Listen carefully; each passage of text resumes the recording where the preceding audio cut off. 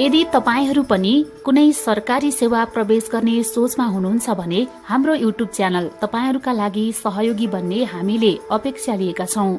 निजामती सेवाको शाखा अधिकृत, नायब सुब्बा वा खरिदार, सुरक्षा निकाय तथा संस्थानहरूको कुनै पनि पदको तयारीका लागि आधारशिला मानिने जीके आईक्यू तयारीका लागि तपाईहरूसँग हातेमालो गर्ने हाम्रो मुख्य उद्देश्य रहेको छ।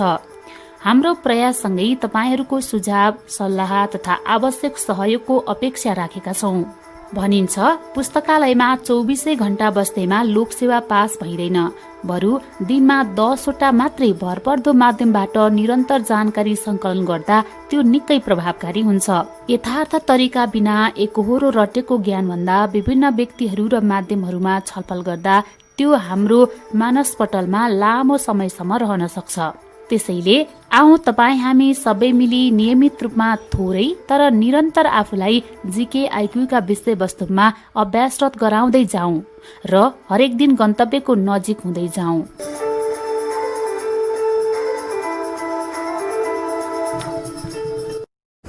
हाम्रो यो युट्युब च्यानललाई सब्स्क्राइब गरिदिनु होला, बेल आइकन प्रेस गरिदिनु होला,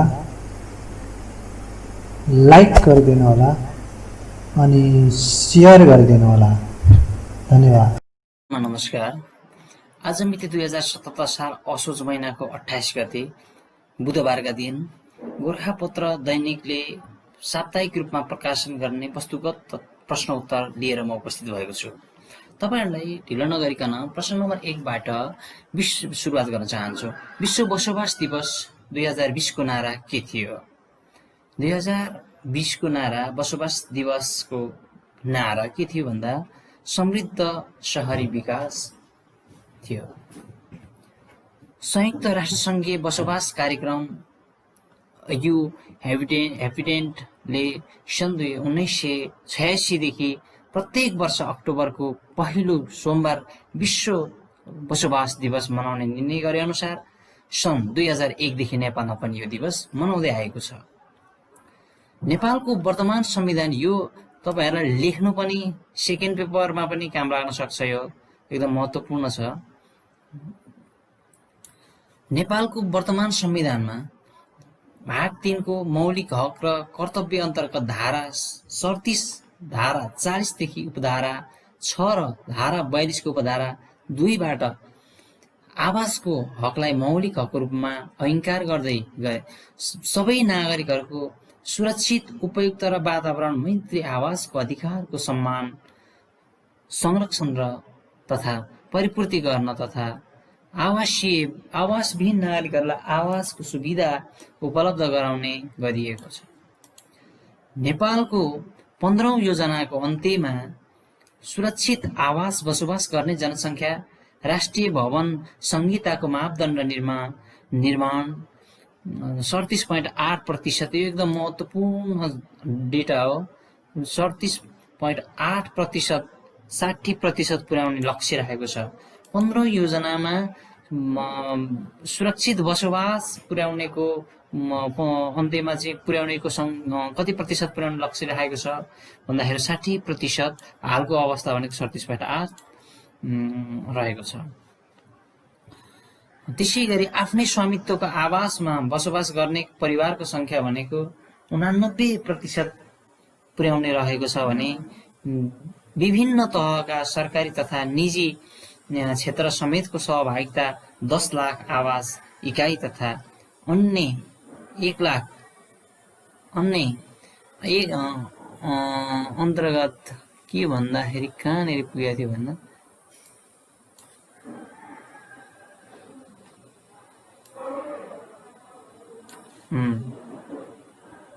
अन्य 10 लाख इकाइ तथा अन्य 1 लाख आवासीय फ्ल्याट तल्ला निर्माण गर्ने योजना रहेको छ। त्यसैगरी प्रश्न नम्बर 2 मा केन्द्रीय तथ्याङ्क विभागद्वारा पहिलो पटक गरिएको राष्ट्रिय आर्थिक गणना अनुसार जागिरेका रूपमा कार्यरत कर्मचारीको औसत मासिक तलब कति रहेको छ? रु 20,553 रुपैयाँ रहेको छ। 43 रुपैयाँ रहेको छ।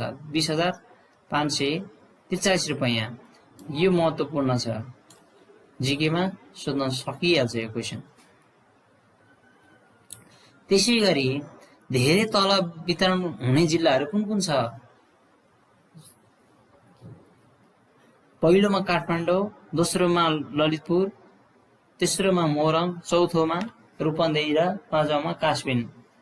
कालम रूपका भनेर याद गर्नुहोस्। का पाँचौँ र प्रथम र पाँचौँ नम्बरमा कालमपुका, कालमरुका भनेर याद गर्नुहोस्।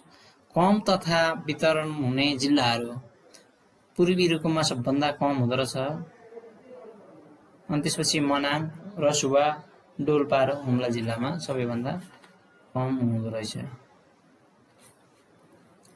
नेपालमा सुरक्षित गर्भपतनको कानुनी मान्यता कहिले पाएको हो?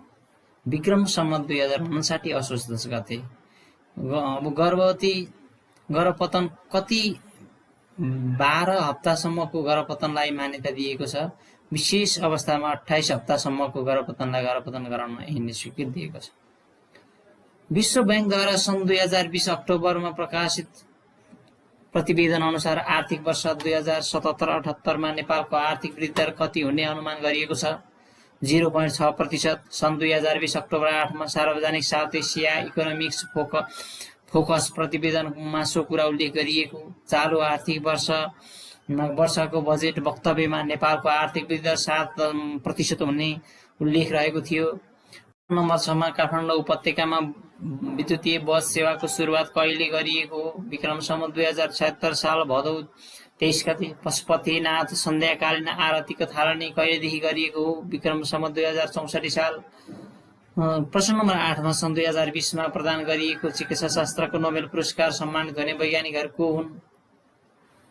माइकल हटन बेलायत र हार्मी अल्टर अमेरिका र चार्ल्स राइस अमेरिकाका व्यक्ति हुन्। हेपाटाइटिस सी भाइरस पत्ता लगाउने 3 चिकित्सक शास्त्र वैज्ञानिकहरूलाई यस वर्षको नोबेल पुरस्कार प्रदान गरिएको हो। 3 वैज्ञानिकहरूले आविष्कार गरेका संसारका लाखौं व्यक्तिहरूको ज्यान रक्षा गर्न मद्दत पुर्याएको र नोबेल पुरस्कार कमिटीले जनाएको छ।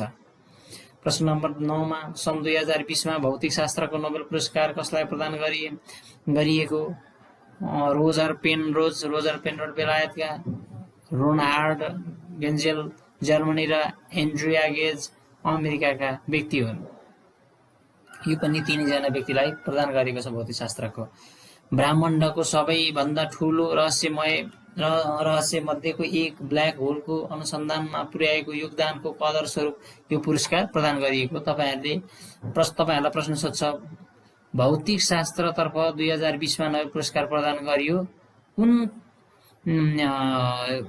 के रिसर्च गरेको कारणले गर्दाखेरि उनीहरूलाई चाहिँ नोबेल पुरस्कार प्रदान गरिएको हो त भन्ने कुरा सोद्धाखेरि तपाईहरुलाई ब्रह्माण्डको सबैभन्दा ठूलो रहस्य मध्येको एक ब्ल्याक होलको अनुसन्धानमा पुर्याएको योगदान भएको भनेर तपाईहरुले भन्नु पर्यो। प्रश्न नम्बर 10मा प्रश्न नम्बर 10मा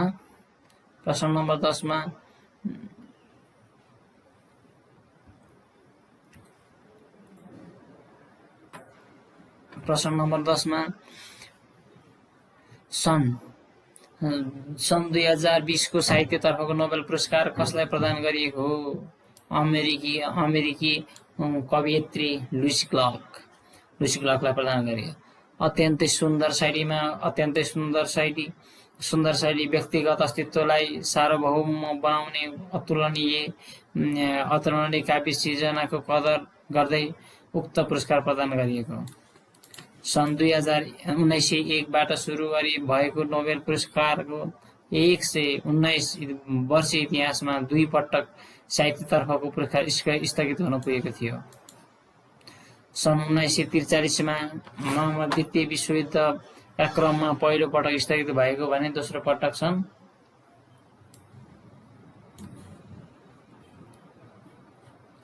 2018मा स्विडिश एकाडेमीको निर्णायक मण्डलका सदस्य क्याट्रिनका पति र फ्रान्सिस फोटोग्राफर जेन क्लोन अन्टिलमाथि यौन शोषणको आरोप लागेको कारण स्थगित गरिएको थियो। प्रश्न नम्बर 11 मा सन् 2020 को नोबेल शान्ति पुरस्कार कसलाई प्रदान गरिएको थियो? विश्व खाद्य संगठन WFP लाई, वर्ल्ड फुड प्रोग्रामलाई। तपाईँले याद गर्नु होला। सन् 2020 को रसायन शास्त्रको सन् 2020 मा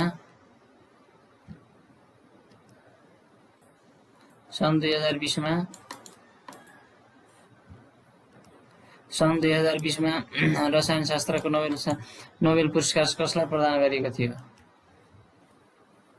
रसायन शास्त्रको नोबेल पुरस्कार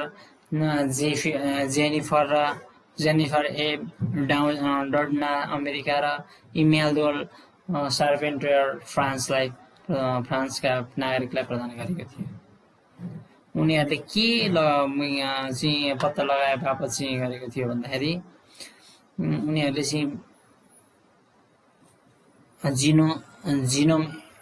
जिनोम एडिटिङमा सटिक विधि पत्ता लगाएका बापत उनीहरूलाई सो पुरस्कार प्रदान गरेको थियो।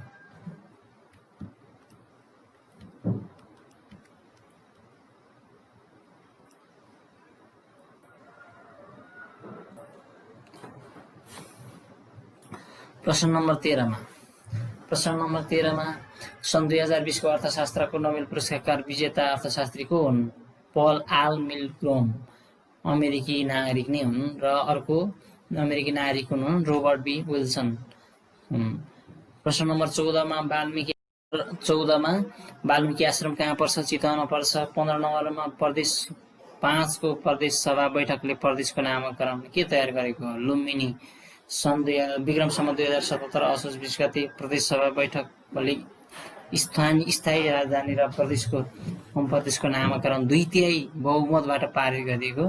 यससँगै प्रदेश स्थायी राजधानी दाङ जिल्लाको देवखुरीमा उपत्यका क्षेत्रमा तयार भएको थियो।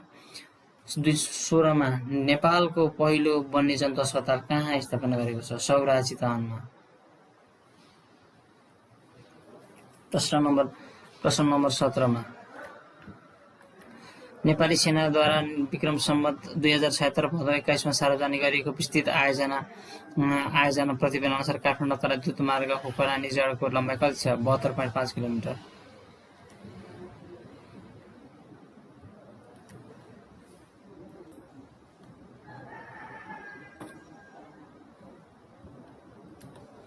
त्यसैगरी प्रश्न नम्बर 18 मा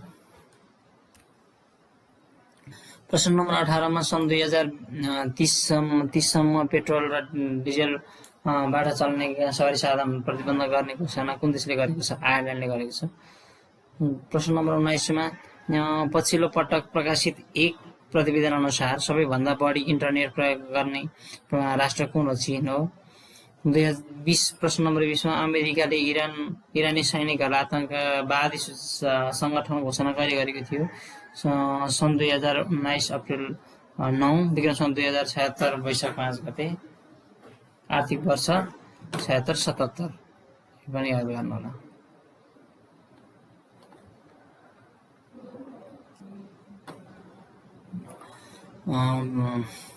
अर्को प्रश्न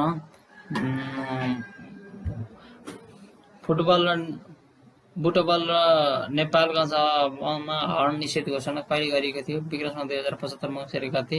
16औं शताब्दीका महान वैज्ञानिक ग्यालिलियोद्वारा परीक्षण गरी अगाडि बढाइएको